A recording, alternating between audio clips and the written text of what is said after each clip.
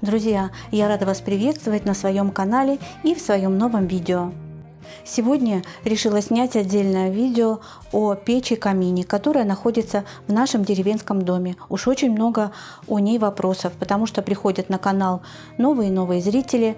Мои видео выходят на двух площадках, на YouTube и на Дзен.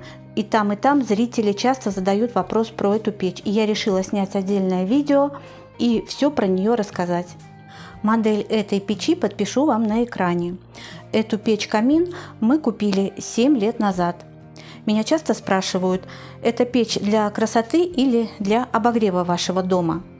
Я могу сказать, что это печь и для красоты, и, конечно же, для обогрева нашего дома. Это дровяная печь-камин, которую мы топим березовыми дровами. Дымоход у этой печи может быть верхний и задний. У нас печь подключена к заднему дымоходу. Вот так подсоединена наша печь-камин. Ну а верхний дымоход подсоединялся бы вот здесь. Вот так расположена труба за домом от печи.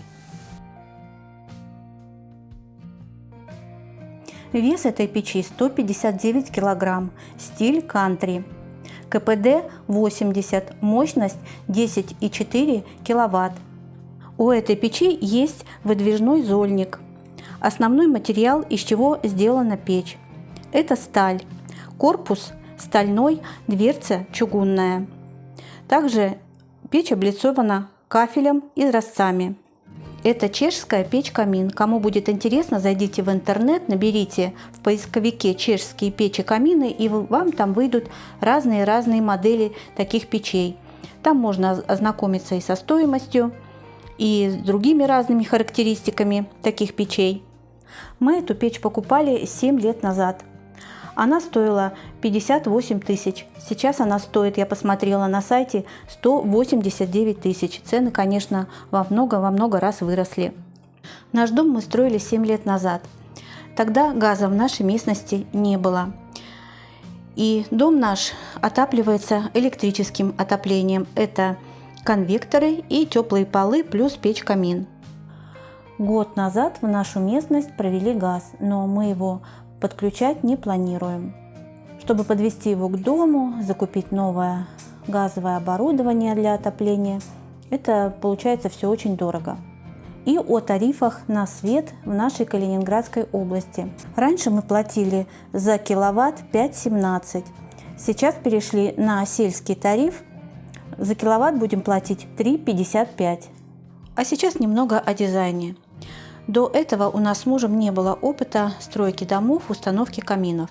Кстати, камин устанавливал муж вместе с соседом. Когда мы только собирались ставить камин, я зашла в интернет, смотрела разные картинки, видео, как люди ставят камин, как оформляют заднюю стенку и перед камином. Чтобы иметь представление, как разместить камин, чтобы было красиво и эстетично.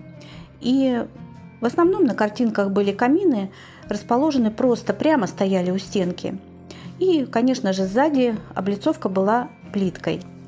Посмотрев разные картинки, я решила поставить камин по-своему. Вот таких картинок я не видела, чтобы так стоял камин. Я поставила на угол комнаты. Так камин со всех ракурсов смотрится красиво.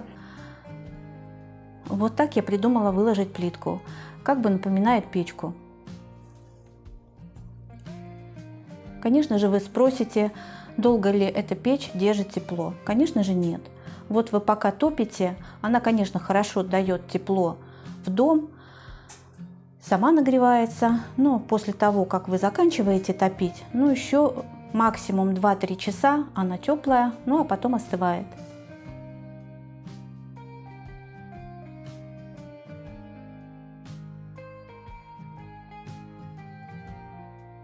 Друзья, всем, чем смогла, я с вами поделилась, рассказала все, что знала про эту печь.